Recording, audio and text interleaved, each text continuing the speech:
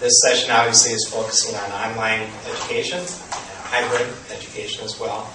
And the second one in the series will be a continuation of this one. Today we'll be looking primarily at design of online and hybrid experiences. And then October 28th, our next one, will be looking at really facilitating online ed. It's kind of a different set of skills almost that are even needed. The November 25th and February 10th roundtables are going to focus on writing, and April Schmidt will be the one that's really facilitating that discussion.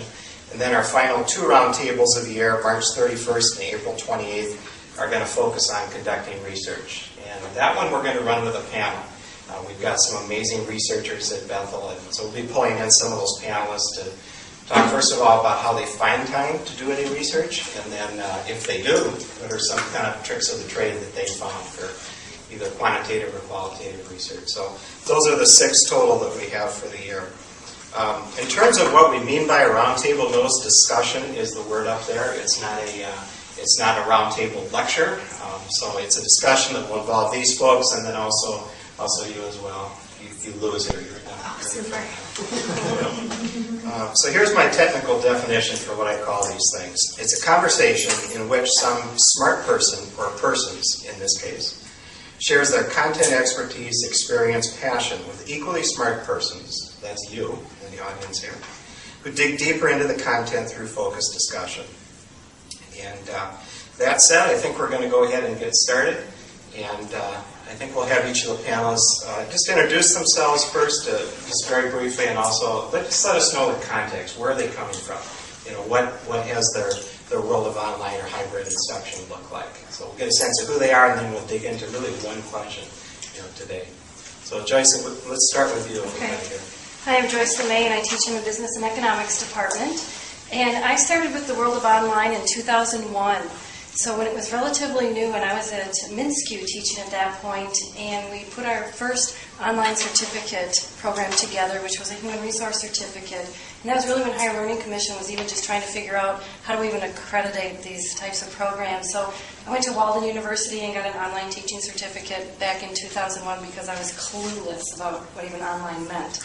I think the other thing that might be a little unique is I didn't start doing online because I love technology. I always say that technology is really not my thing, but what I really value is that technology is a means in which to do education in a different way. It really meets student needs, and I'm really passionate about that. So that's one reason I decided to get started in online education. Here at Bethel, I've started a fully online class, Principles of Management. We also do in our department the internship class fully online, so students can assimilate what they've been learning in the internship. And then I also do a P class that's a hybrid, and now do another hybrid course as well. I'm Bob Kistler. I'm currently working in the Teaching Women Technology Group. Somebody else next to me. And I don't want to one-up, because I really probably didn't start really teaching online until 2001, so about the same. So Joyce has been in this a long time. But if those of you who have been around long enough remember Web Course in a Box, I was actually teaching blended learning quite a bit before that, kind of our precursor to Blackboard, to Moodle. So a lot of experience with different tools, and probably could go back even further to Netscape Navigator and building your own, which even goes further back, or back to punch cards. No, let's not go back. And I think I got into it because, again, like Joyce, I kind of saw that the technology opened up a whole new realm of learning as learning moved online, or knowledge moved online, our information society. So that I felt less and less superfluous sitting in a course trying to tell them what they need to learn when they could look it up much faster and probably remember it just as well, because then they actively did it as opposed to me passively telling them, or me actively telling them, but I'm not passively hearing them. So I started out with several courses kind of just doing that blended as I was teaching biology and environmental studies. And then eventually when I became full-time TLT, I developed a course called Effective Online Teaching in the graduate school. And I've been teaching that for now 10 years online, a couple times a year. And then I've also taught last summer, for the first time, I think Bethel's only fully online lab science course. Now, that's a challenge to do lab science online. But of course, in the environmental arena where you have a lab all the way around you, that's possible. So you just essentially involve them in the community or the home. And then the other course I teach online that I've done for about 8 years is a K course called Transforming Technology, which uses the technology as a framework for the course, because that's what it's about. So it's kind of lots of fun to do that, because it fits very well. So just a point, not all courses may fit into the technology, but some courses fit better than others, so it makes it easier to teach online. My name is Matt Putz, and I'm also on the Teaching Learning Technology team, Bob.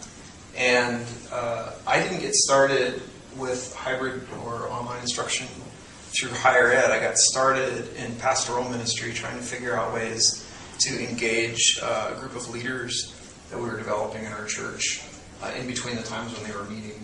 And I also had an interest in web design and some other technical things that made it possible for me to dive into putting up some of the tools that we needed to be able to do that. And so I started monkeying around with Moodle back in the early 2000s and creating what I later found out was a hybrid course. I didn't know what that was at the time. And was also just in the process of figuring out what I wanted to do for my doctoral work. And so all of that stuff kind of collided at once, and I realized that this would be a great field to do my studies in as well. And then when I came to Bethel, I started teaching formal higher education courses. I taught a number of online and hybrid courses. Right now, the ones I teach, my conflict management courses in the MAO program is hybrid. I teach in the EDD program, the higher ed technology leadership course that's fully distance. So, and then I spend a lot of time just hanging out with, like as Bob does as well, just hanging out with teachers who are trying to figure this whole thing out. And so I learn. In some cases, it's almost like I'm teaching through some of your courses as well, because I'm learning all the stuff that you're learning along with you. So it's a lot of fun. I'm Lisa Simzer, and I teach in the grad ed programs for special ed and regular ed teaching licensure. And I have, I think, 8 different courses that I'm teaching that are either hybrid or fully online, and then a whole bunch of face-to-face courses too. I think what's maybe unique about me that I bring to instruction is that I'm teaching online for middle schoolers, special ed at home. And so half time I'm at home teaching online synchronously with special ed students, and that's a whole different thing than we're probably going to talk about today. But if it's something you want to talk about, I have some things to share about that. I'm Chris Erickson, the chair of the district department. I've been in Bethel 11 years, and I'm vastly the least experienced person when it comes to online here. I think my first experience would have been 2007, 2008. I don't think I knew the term to call it, but I created just the hybrid version of my Modern Europe course, which is a 300 level 19th and 20th century European history class. So I replaced a certain number of lectures with somewhat creative podcasts. And then more recently, Sam Walbury and I spent about 2 or 3 years developing a purely online version of Christianity and Western Culture, which is a foundational gen ed course in the Day College. That's kind of a 1 semester Western Civ course, plus elements of theology, philosophy, social science. And we taught that this past summer for the first time, 2 sections of about 10 or 11 students each. So those are the very slender credentials that I bring to this discussion. I think I probably stand in as the someone from the arts and humanities who is not a technophobe, is very interested in this, but is undoubtedly skeptical about the whole project.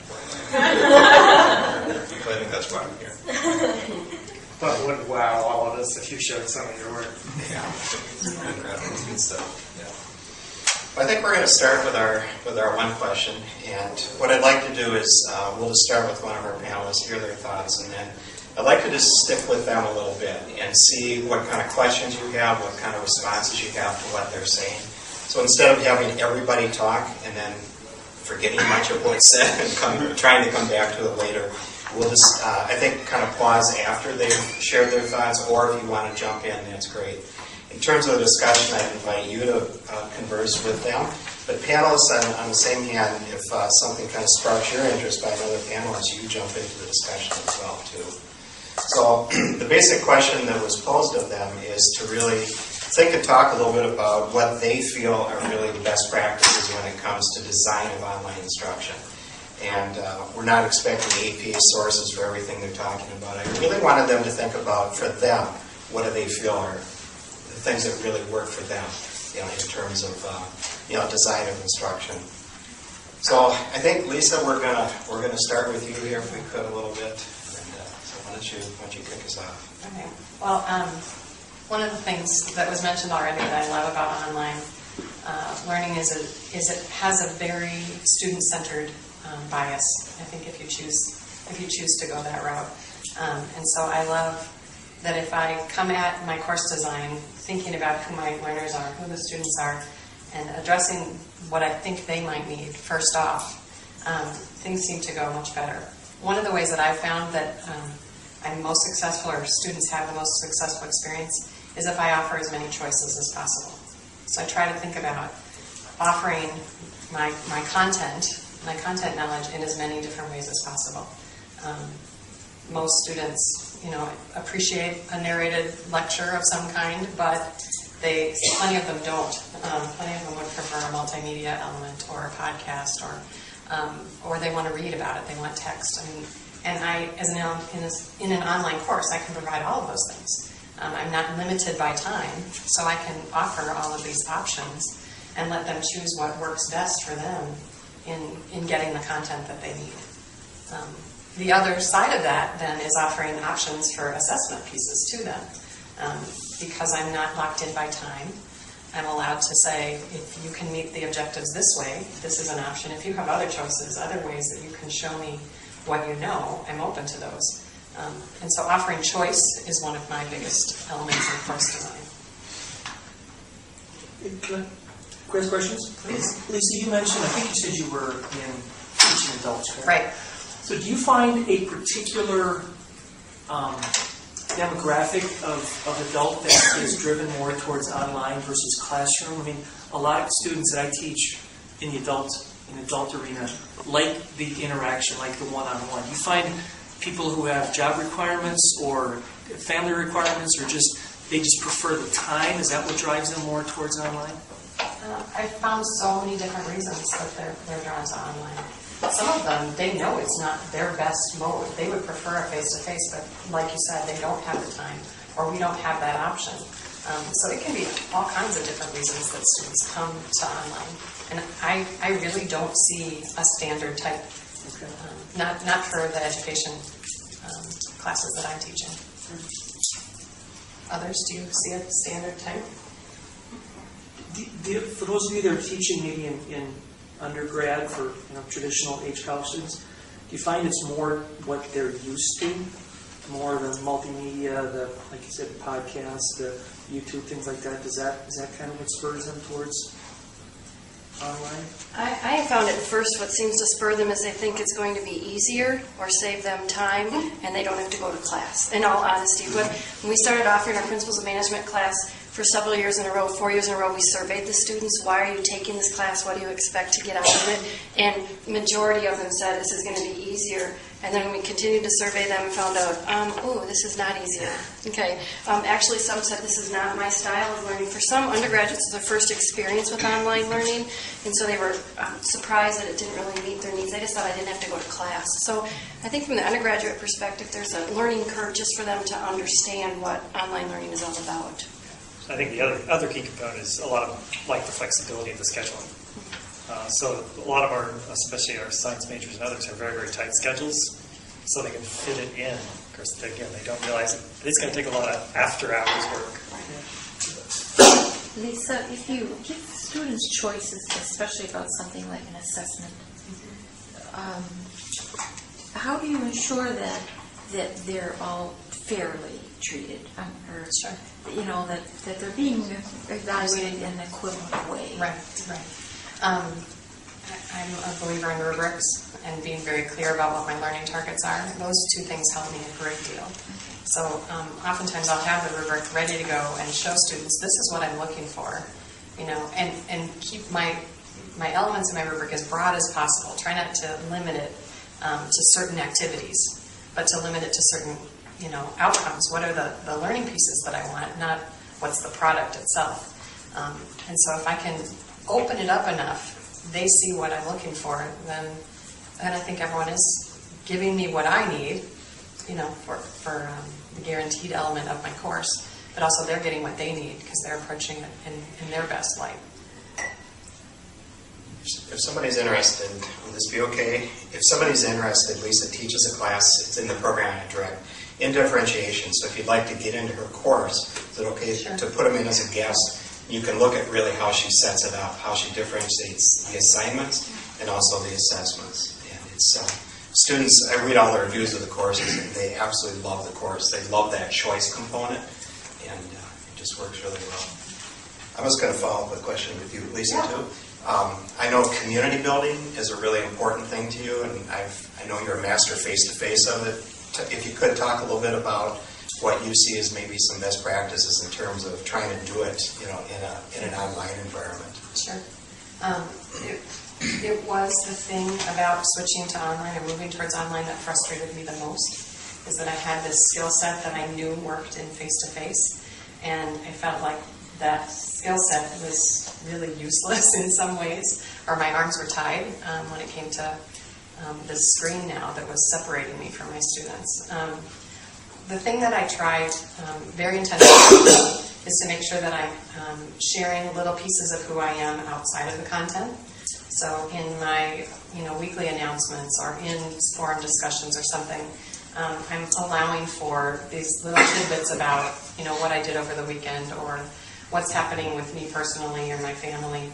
Again, not because I want to over-reveal, but because I want them to see that I'm more than a voice, more than a set of PowerPoint slides, that there are other things I offer than just this course. The other part that I do when I narrate in a lecture, if the phone rings or the dog barks or my kid comes in and asks for a snack, I leave it in. And I apologize and I say, gosh, sorry that the phone rang, but I keep going. And I've found students react to that really positively. They say, that was great when your dog barked or whatever. My first thought is that's so unprofessional. But what it gives is validity to who I am, that I'm a real person out here trying my best to offer you content. You're trying your best to learn it. There's that intimacy about it. The other thing, sorry, can I keep going on that? Keep going, please. The other thing is, just as I would in a face-to-face course, I would talk to students before and after class or in the hallway or wherever. I make sure that I'm doing that as best I can in an online course.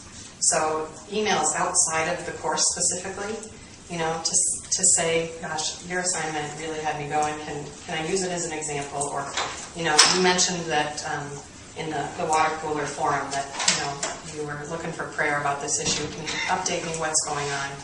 Anything like that where I'm talking to students as I normally would as a normal person, alongside the course, I think is really helpful, and it's not something that comes natural in an online setting. You have to really look for that. I guess I can echo both of those. I'd say first, the main feeling of the way we did CWC in the summer is we didn't build community at all. We were, we produced, I don't know how many hours worth of media and virtual museums, and so we just decided we couldn't do the community pieces. We didn't do discussion, whether by a board or something. And that'd be something for the future to build. In terms of building relationships with students, I'd echo both of things. First of all, I think one thing that Sam and I were very nervous about is we weren't really teaching the course. Sam was narrating movies we were doing. I was editing. I was the docent in museums. But the best piece of teaching advice I got in my first year was from Stacy Hepton, political science, to say that your teaching persona is an amplification of your own personality. You need to let that come across, whether you're lecturing or leading discussion or facilitating a senior seminar. So the best thing we did by accident at the very last minute was to do weekly, essentially, webisodes that were intentionally silly. And I think it would be a little bit more like a small group discussion would normally be, but let us be ourselves a little bit more. I think we did that partly in the hope that it would lead to the second thing you talked about, which is students would actually want to continue conversations over email. And we made a point of writing a lot of feedback on the different daily writing assignments. Something I was disappointed by is how few students actually wanted to do that. And getting back to what Joyce, it makes me wonder about the motivations of why people do online, especially in the summer.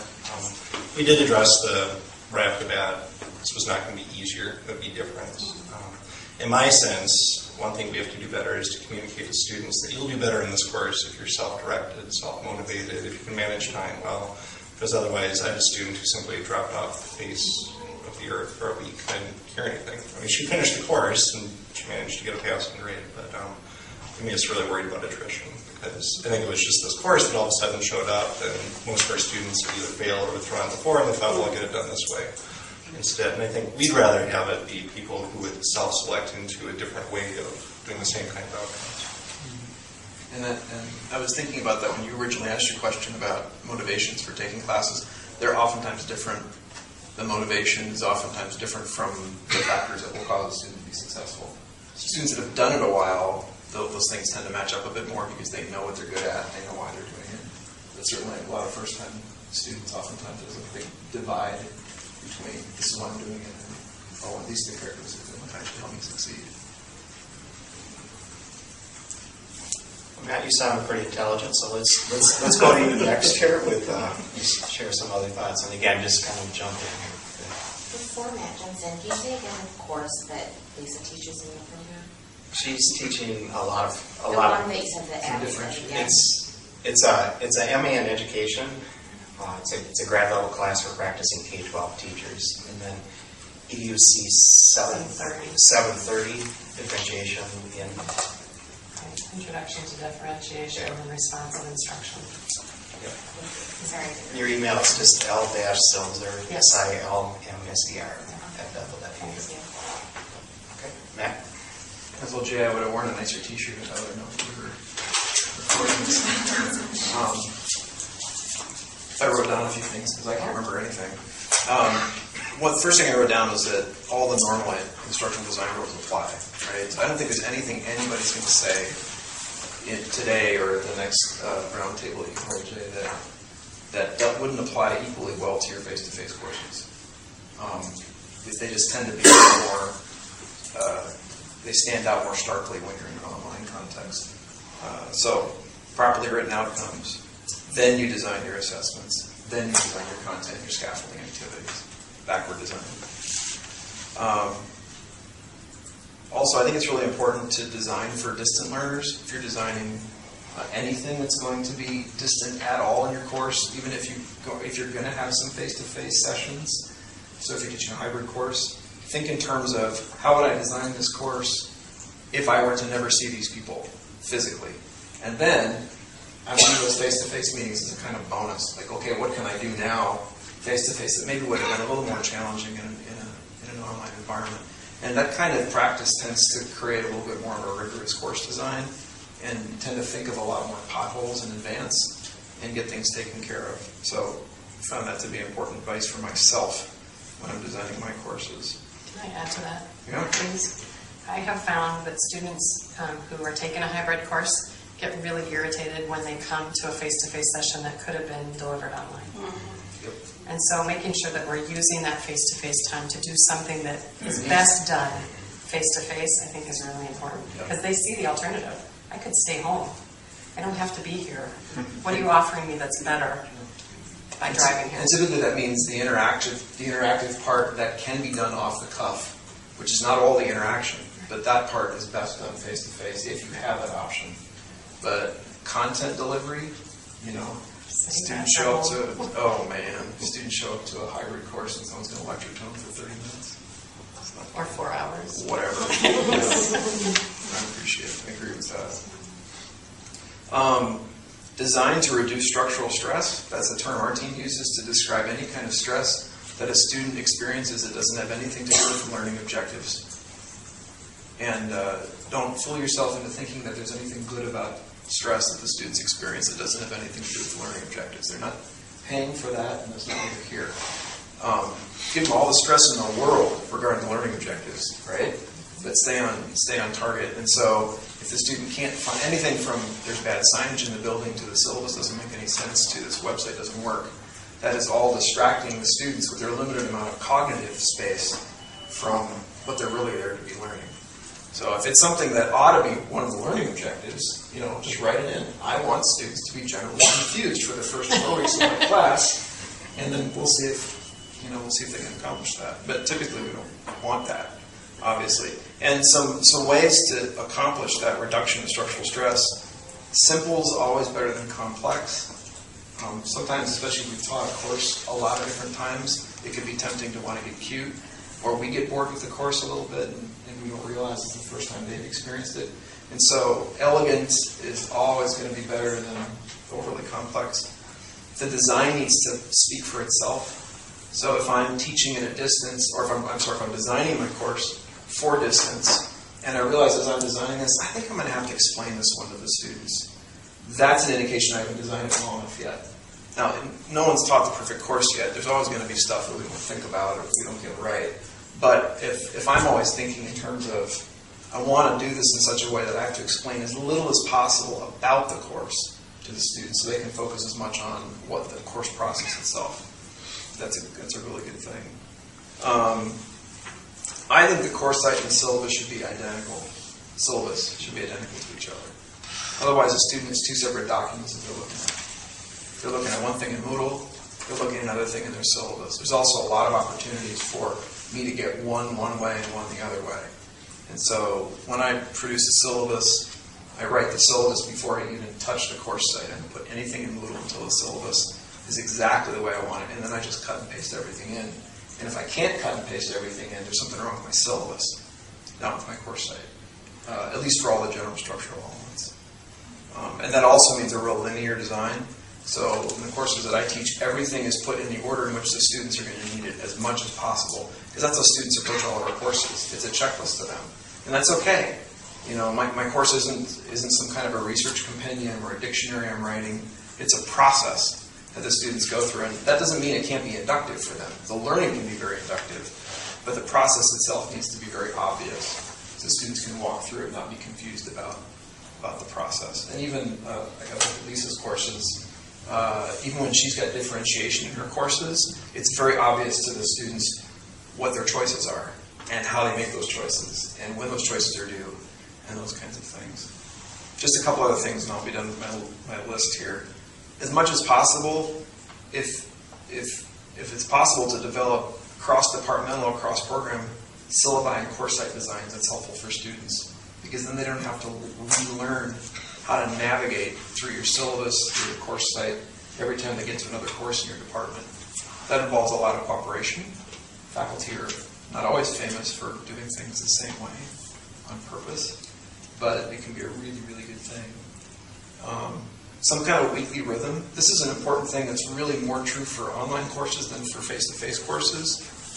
When you teach face-to-face, there's already a natural weekly or bi-weekly or twice-a-week rhythm because students are physically going somewhere for their course, for their classes. When you're online, that's not happening.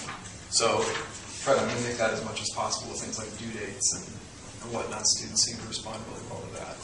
And then finally, the simplest and most accessible form of media that you can find that's going to properly convey your content, that's what you want to use.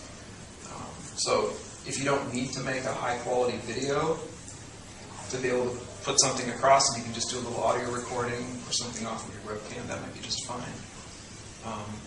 You don't get as attached to it as an instructor, which means you'll be more willing to change it when you need to and not try to just cope with it for the next 5 years. And students will appreciate it too because they'll feel like your course is more approachable, like Lisa was saying. Yeah, Jane, I just want to say, I'm a fan of Jane.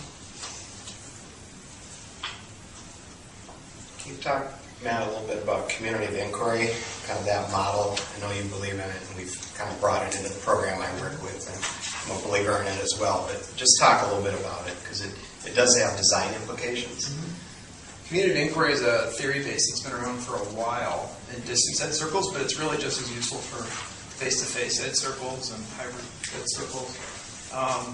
It's developed by a number of Canadian researchers back in the late 90s, and it's still the community that's researching it is still very, very active. And theory of community of inquiry says that there are 3 different kinds of presence that can be mediated through a course, and when they're all mediated together, in the middle of that you get a learning experience.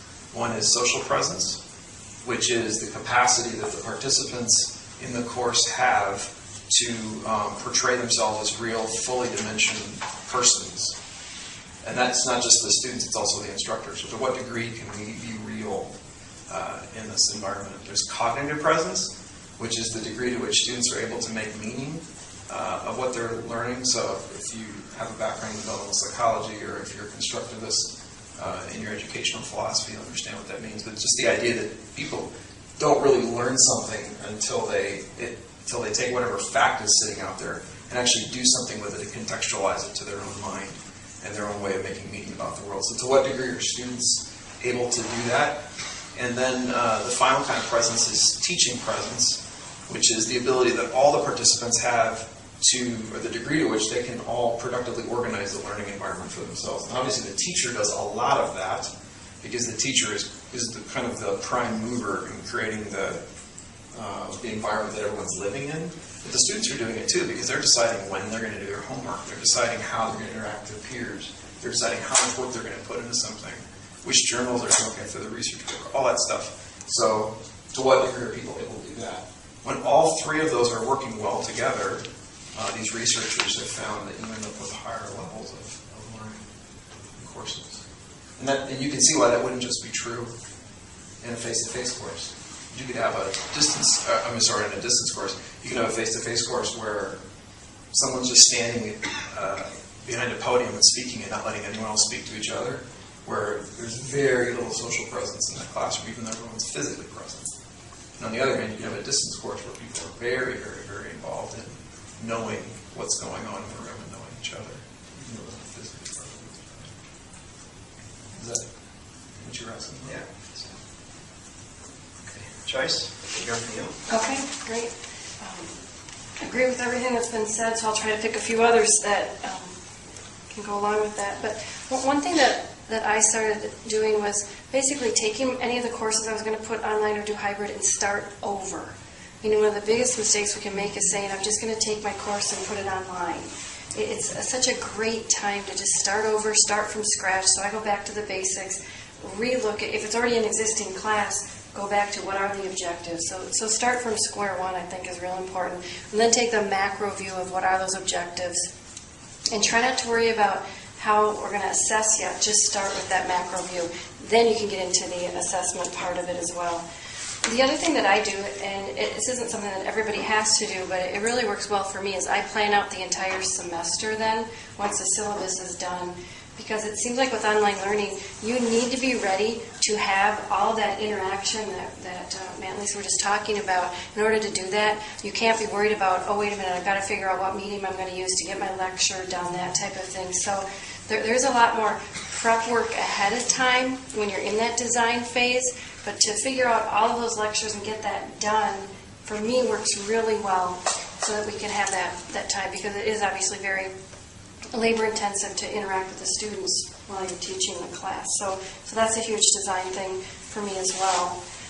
And then that's when, once again, I go into, what are the assignments? What do I think is going to work best? And to offer a variety. I don't quite do it the way Lisa does, so I want to get into your class and view that. So we all learn from each other, which is great. I think that's really intriguing. But what I try to do throughout the semester is offer different assessment methods so that they're not just continually doing the same thing. It doesn't get boring to them. The routine is important. Matt was talking about setting that up is really important, but one week they might do a quiz online, the next week they might do a chapter assignment, then we might have a discussion. Change things up a little bit as long as they understand the process. Yeah, that's one thing I thought was important. Is you can make every module the same, and the students start reacting to that as much as if every module is totally different. So there's some fun balance in there. You have to mix it up, right, but you don't want to mix it up too much. Exactly. It's so frustrating. Or you can keep the underlying parts of your process the same while making the activities the students are doing within them very, very different. The students are still getting unique experiences every week without wondering if they're going to have one at all. And that's where you can use the technological tool to organize it so it's clear that this is the same type of unit, or same type of function. Jump in, comments, questions. It doesn't have to just be questions, too. You could throw your experiences in. You know, many people in Europe had experiences teaching online as well, too. So consider yourself panelists, too, if you want to make a point. It doesn't have to be just a question. Well, the emphasis on design to achieve, best way to put this, the emphasis on design to achieve predictable results makes me wonder about to what degree this seems to you to be either different from or similar to face-to-face teaching in that respect, and that those of us who have taught for a number of years often feel that if only we could teach last year's students again, we would actually, because we're always designing. So I'm curious about, if we're talking about kind of these rules for design, and I'm curious about whether you feel that teaching at a distance or teaching online or even the hybrid, that you in a sense feel you have more control or more consistency, more predictability of outcome, or do students continue to behave like students? And sometimes it goes really well, and sometimes it doesn't go so well, and it doesn't really have anything to do with what you've done. It's a good question. I have found that with my face-to-face classes, online or hybrid, it's the same for me. I don't know what panelists feel as well, but I mean, I could design this online. It could go fabulous. I could, say, "Oh, this is great. It worked. I'm going to do it again," and all of a sudden, it doesn't work as great the next semester because of, once again, the mix of students, what the expectations are. So I try to do as much as possible with all classes, whether they're face-to-face or online, and say what worked, what didn't, why did it work, why didn't it work, that type of thing. So I don't think you're never done with your online design, just like we're never done with our face-to-face design. My opinion is that my online or hybrid courses go better than my face-to-face courses because I'm required to be intentional. My laziness kicks in face-to-face, where I go, you know what, I'll be able to wing that, or I'll be able to handle that next week, and then life happens. And whereas online, you don't have that option. There is no winging online. And so, I've learned a little bit about that intentionality, and it's transferred to my face-to-face courses to, trying to have as much designed ahead of time at the beginning of a whole series of sessions. But I think online and hybrid requires me to be more intentional, and I think the outcome is better. I think there also are those independent variables you're alluding to, Barrett. I know you can get somebody in the course who's very vocal, who will set a tone in the course that makes it very difficult oftentimes to, both at face-to-face and online, to kind of deal with that. And of course, that can either make positive or negative the entire experience of the rest of the students. There's a website that you can go to called nosignificantdifference.org. If you want to run some research on it, some of you are familiar with that. And it's a compendium of research that's been done on the media study topic. So essentially, do people learn better from this or that? I mean, the classic media study is, or the stereotypical one is, do people learn better reading books or watching TV? That kind of thing. But in this case, it would be, do people learn better online? Do they learn better face-to-face?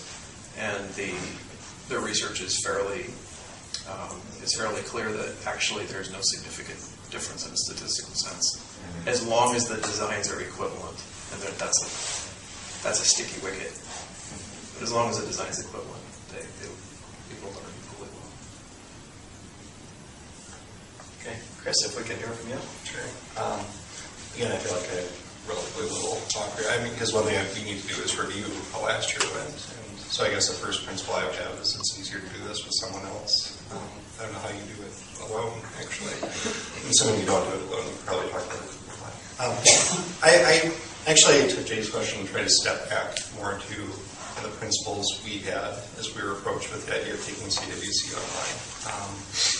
And I guess what makes teaching online attractive or hybrid attractive to me, given that I have a pretty strong preference for doing face-to-face. And I'm not convinced that for the kind of things I actually think education is supposed to do, online can do it as well. But that might come back next month.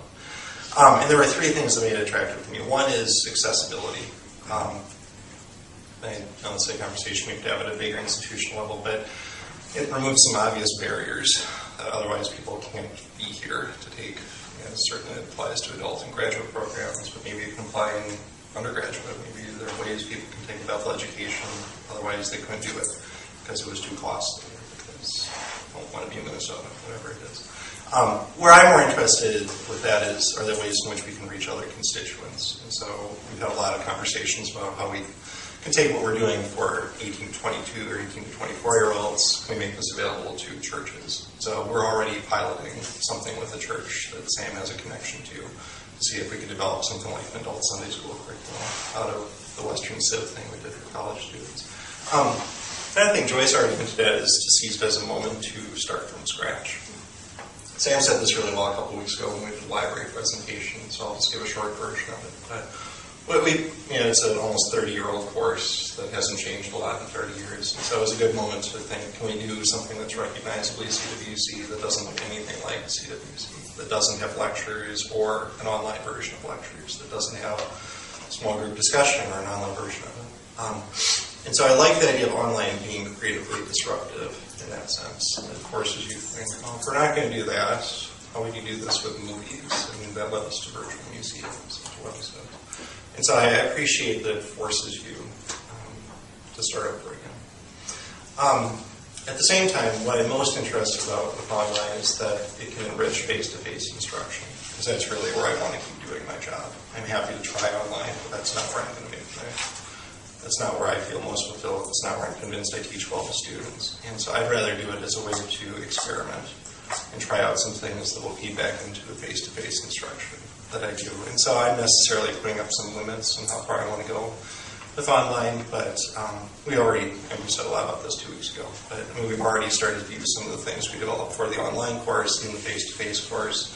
And I think we probably would develop a hybrid course at some point that fuses some of the best of online with some of the things that we really felt like we couldn't do online, like some of the personal interaction that you alluded to earlier. So, I think those had implications for course design, but I'm not really sure they're as practical principles as what you all are talking about. Thoughts at all? Chris or Sam, too. Sam was heavily involved. Sam should really be up here, but... I dressed like you today. So. Kind of eerie. Okay, Bob, if you want to share some of your thoughts. Sure. Well, I guess it's good on the last because I think I mainly put together some lists of things that I was thinking about as Jay asked the questions of, well, how do you design for online? What is there? What were my experiences that I went through as a faculty member teaching face-to-face, learning to design online, and then to teach others to teach online. From a really, well, some would say, I would say before a lot of the theory was there, as people were developing the theory, although Matt would claim it goes back to archaic or at least medieval times. But Since that's a pretty old field. Yeah, you keep saying that. But for us real faculty, it really wasn't. So I really divided up into three kind of groups. High-level design principles, what do I really look at when I'm starting design? And then theoretical principles, which is what we talked quite a bit about here. And then what I would call functional design principles. And I had four high-level design principles that I thought fit kind of course, but they're not entirely separate, so they're overlapping a little bit. And then I thought as I was writing them down, oh, wait a minute, the initials are DF. That's starting pretty low. Where's the A's and B's and C's? But they weren't there. Of course, the first one was design. You can kind of guess that. And one of the first things I ask my students to do is design a model for your course. And just don't think of a model from the syllabus, but you want to design, okay, think about a little technology, think about the layout, think about the way students are going to come into the classroom and sit down and learn and then talk to each other. So kind of the learning space design online as opposed to the learning space, which we do a poor job of that as well, in the physical classroom. So we need to really think about learning space design in the online classroom. The second was the next F, the function. We really need design for functionality, and that, again, relates to design as well, and that includes your outcomes, how they achieve those outcomes, how the students actually interact with each other, so the physical functionality of the learning process. And then the fourth high level was detail. And again, everybody's alluded to that, how much detail you have to put in there that you can wing it or say in class. If it's in the syllabus, but you didn't put it in the assignment, the student has to go look in the syllabus to find out what they're supposed to do in Moodle. That's not an appropriate building of detail. with the syllabus component, like Mike said and Matt said, in the Moodle spot. So it's right there in the functional place where they're needing to do it. And then finally is, everybody's alluded to this as well, flexibility. That's important in designing physical spaces in classrooms. It's important in the online classroom as well. Build in options for diverse learners, diverse technology, along with keeping that consistency and scaffolding and things like that. So that's at kind of the high level. The theoretical design principles I didn't create at all, because the ones I really like are Chickering and Jameson's 7 Principles of Best Practice, which essentially are encourage contact between faculty and students, communication, develop reciprocity and cooperation among students, collaboration, give prompt feedback. I hear that quite a bit from Joel and Barrett and everybody else. It's there, and it's really critical online more so than anything else. The student feels alone out there. If you communicate to them and others communicate to them, they're more there. Emphasize time on task. If you waste all your time fiddling with the technology, you're not learning. So how you design that in functionality and design come into play in the detail. Communicate high expectations. So make your students aware it's not easier, but here's how they can do it and do it well. And then, not finally, this is the last of the 7, is respect diversity and ways of learning. So much of the same kind in terms of that flexibility of design. But I had an 8th one when I teach my students, and that is building learning community. Because really, in the online, building a community of learners has to be more focused than it does in even a face-to-face class. It kind of happens in a face-to-face class where it's pretty well most of the time. It doesn't happen unless you're doing it on purpose and encouraging that building in community, that cooperation and collaboration on the class. Finally, there's some functional design principles that I use. One might give me some flack. Know thy technology. If you don't know the technology, how do you use it or expect your students to use it? And we see that over and over and over in TLT. Or a faculty member says, I'm going to have my students do a narrated PowerPoint. They've never done a narrated PowerPoint or uploaded it into Moodle. And they don't realize how much of a daunting task that can be. So if you know your technology, you can explain it to the students so it really functions. They don't waste their time. Communicate, communicate, communicate. It's really critical. And that's not just between you and the students, between the students and the students to build that learning community. Build in learner options and flexibility. Back to what Lisa does very, very well. Minimize transactional distance, kind of what Matt was talking about, so that people, again, see you there in all those different types of theoretical, social, teaching, and what was the other one? Cognitive. So all that's there. So it's kind of all blending together and all brings them closer together in what could be a distant environment but doesn't need to be. And then design each component. And I like to think of 4 simple parameters when I'm designing every component of the course. Why am I asking the students to do it, or why am I doing it? What am I asking the students to do, and how do they do it?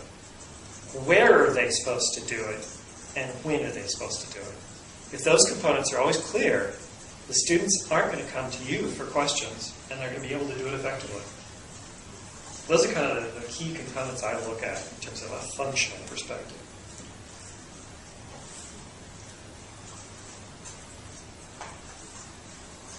So you're all experienced teachers, and Chris, I think you've made your opinion known on face-to-face. So in what situations do you think face-to-face is a better option?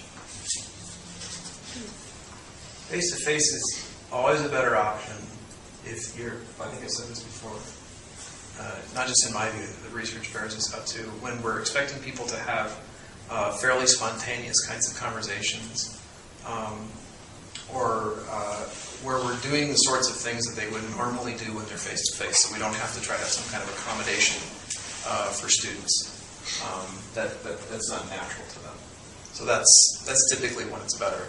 That hybrid courses really are the most effective environments for students to learn, if it's at all possible, to have a combination of distance tools and face-to-face tools to use. Okay. I guess since Bob did a lab online, it just proves that anything can be done in an online. Yeah, my motto is anything you can do face-to-face, you can do online. You just have to think very carefully about how to do it. So I think I would say you could even do some highly interactive stuff online, but you may want to use a synchronous tool. Right. Yeah, So- you can do anything online if you have enough. It's like that despair.com poster with the pyramids that says achievement, and the last thing you need is an inexhaustible supply of manual labor. As long as you have The right as technology. long as you have unlimited resources, you can do it online. It's just that it can get very expensive in some way. So Chris and Sam could teach the entire multi-section course of CWC online. But it would take a lot of staffing, a lot of work to do that, because you guys couldn't do it. Essentially, it would be like a MOOC, Yeah. but a lot more, especially the way you do it. Just make an observation here. I think when it comes to online or hybrid instruction, pretty much like any instructional strategy, you've got people that are what I call kind of walkers, kind of starting off, and then you've got joggers, and then you've got runners. And I think in here we've probably got all three of those, and I think on the panel we've got primarily runners here, I think, but maybe some joggers, and I don't know. I don't think you're a walker anymore. I saw what you're doing with your course, but I think it's real interesting what happens when someone has taught online for maybe a little more than once or twice, once they've moved into it, third time, fourth time, fifth time. If you as panelists could talk a little bit about kind of maybe your understanding, how you feel about what you do, what you've seen with your learning, how you think about what you're doing, what your role is as an instructor. Maybe talk about that evolution a little bit that happens from being more of the walker to being a little more of a runner with it. There's a lot to be learned about this enterprise. Well, and I would say sometimes I feel like a jogger, even though I've been doing this for quite a long time, and part of it is the technology just continues to change. So there is something about if you choose to teach in this environment, we do need to keep up with it best we can, and that's why we have an incredible TLT team to help us with that. I mean, utilize them quite often, and I think that's important to know that we have a great resource for that. I think the other thing that's really encouraged me to continue to do some hybrid courses in particular, which happens to be my favorite as well, I think it's the best of both worlds, is that it really impacts the different students and how they learn. I mean, to take somebody who typically would be an introvert that doesn't like to raise their hand in class, that really is quiet all the time, to see them just come alive in an online class is just so absolutely rewarding. It's just incredible. And to have them even say, wow, I just felt so great and to able to, be heard in class. And so those kinds of things come out that make me want to jog a little bit, or run a little bit more than jog as well, because it's so incredible to see students have that opportunity. The other thing that I have heard from students, and this is different if they're, a freshman, sophomore taking the class, maybe it's their first time online, which is getting to be more rare because they're having more opportunities in high school, obviously, to be exposed to this. But many times I find it interesting, they say, wow, this is a different online class than I've had from any other experiences. They've had one or two experiences. And I said, well, have you found that your face-to-face classes are different too? I do. And it's like, so I try to get that put together. That's right. So your online classes are going to be different as well. And that for some reason, I think that all online classes are going to be exactly the same. So I use that kind of as a teachable moment for them as well to say, you're going to be in all different environments. And, with my background being human resource management, we're trying to prepare in the business and economics department students to go out into that work world. Online learning is the fastest growing training and development concept out there. And so we want students to be able to go into the business world if that's where they're going, or into any kind of job, whatever the environment is, regardless of job. Companies now are saying your new employee orientation is online. You're going to have to do some continuing education online. And if they've never been exposed to that and think it's all the same or it's all passive, they're not as prepared. So that kind of keeps me energized to say, let's use some tools that we have and do a hybrid when we can, because we need that face-to-face, and I so value that. But I also just see the value of some of those online tools. And the nice thing about those online tools is they're getting simpler and more effective. Yeah. Whereas when we had to build our own websites as faculty, and some of you remember that, hey, Moodle's a cinch to use. You build a website with just the tools in it. You can create multimedia that we couldn't do 10 years ago with no problem. Who heard of a narrated PowerPoint? You had to really force PowerPoint to do something like that. I think I would say that one of the biggest lessons I've learned is that I shouldn't confuse my personal preferences with what works. And that seems simplistic, but when we get into rhetorical mode, when it comes to trying to figure out what we ought to do going forward, sometimes it's easy to confuse those two things. I don't actually prefer to teach online at all. So if I never taught another online class ever again, like a fully online class, distance class, I'd be perfectly happy. And that may sound kind of weird just in doing what I do here. I love all the systems and the building that goes into actually designing them. But I love the feeling I get when I'm done teaching it, and it works out, and I have students that learn. But I'm super verbal, and so I'm one of those people that actually does really well in that face-to-face class, and I can thrive in that environment, and I can teach well in that environment. And I love drawing other people out in the environment, so I totally get that. So I hope you'll take that as an encouragement especially for those of you that don't naturally prefer to be in that environment. That there are still some things that I know that my students get in that environment that I can't give them in a face-to-face environment, even though I don't prefer to give it to them at all. Right? Like in my natural state. And so it's a discipline then for me to say, I need to get better at this, I need to learn this. This is a way for me to expand my teaching ability. And then it also is nice to be able to sit next to instructors who are saying, I'm not sure, and say, I know exactly how you feel, and here's how I deal with that, and here's how I've grown in that area. So that's probably one of the biggest things that I learned the last 10 years.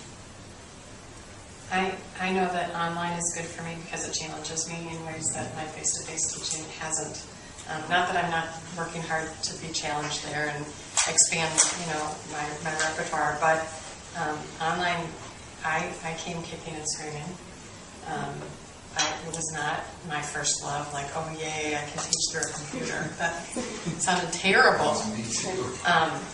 And so I really feel like I have this split personality thing going.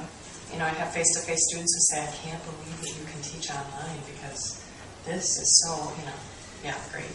Or my online students will say, well, what do you even do face-to-face? Because this is clearly, and it's just odd to me. Because when you asked which is better or why would you do face-to-face then, they're completely parallel things. They do a lot of the same things, they get you to the same place, but the way you get there is so different. I don't know. It really feeds two sides of who I am as an instructor. And I love the challenge of it. Walkers can speak here. No. Well, I think, I really can't answer your question because I don't know. The main thing that I think about is that in both of the two courses I've done, hybrid or online, the initial investment of time was enormous because it was recording in the first place 12 hours worth of podcasts that were not simply one shot. It was editing all sorts of things together. And then amplify that by 10, and that was with 2 people for this past summer. So what I'm worried about is the second iteration will be, that's done, now we'll just kind of offer that again. And so we have to fight against that impulse. We already did the work, now we can just kind of re-offer this. And I think there's some pride in what we're doing and awareness that we didn't do it perfectly the first time. So I'm sure we'll find ways to change. But again, I think it's a reason I'm glad that I'm doing it with someone else too, because we'll constantly be checking each other and pushing each other. And hopefully maybe bringing a third person have a fresh set of eyes. If I could just say too, this is a great example of what I said earlier, where the more complex your process is, and your process is complex, and the product's amazing, but the more complex it is, the more in concrete it tends to stay, because it's really hard to repeat, and it's draining to repeat. And so that's always a balancing act. Depends how organized you are too, though. Ours is a lot more flexible than it appears. Right. Yeah, maybe it's just a natural inclination that people have when they work really hard on something to not want to change it. And we intentionally built in, of the 3 parts of the course, 2 of them we made evergreen, 1 we made so we could never use it again. The webisodes are made to be disposable. We couldn't reuse those. So we forced ourselves to build one component that we would have to rebuild. One of the things you mentioned last week is you took some takeaways from your online teaching that will help your face-to-face teaching. I think it's a very typical experience. It's like, I remember learning Spanish helped me understand English better, more than any English course I ever took. teaching online help you understand really the process you use in a face-to-face class of teaching. I think we're going to wrap up here. We're right about at 5. I want to mention what the next session really will be about. We're going to have the same folks back here, assuming you would like them back. Which I think let's give them a round of applause.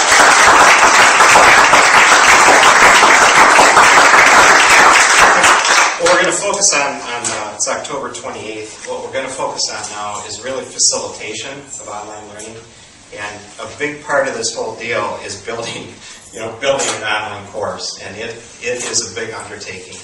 But I'm personally really convinced that a lot of the gains that can really come from online learning actually come from this whole second part of the equation. What is it that you're doing or not doing once your course is actually underway? And that's where I want us to get into talking a little bit about discussion forums, talking a little bit about feedback, about building community a little bit more. And I honestly think that's the real power that can be in online, because if you design well up front, I think you can put 90-95% of your energies into really working with your students and really providing that kind of formative assessment that can really move them forward. So that's what we'll talk about next time. So come again, and come with some questions as well. This was helpful. Let some of your colleagues know that we're working on the same theme again as well.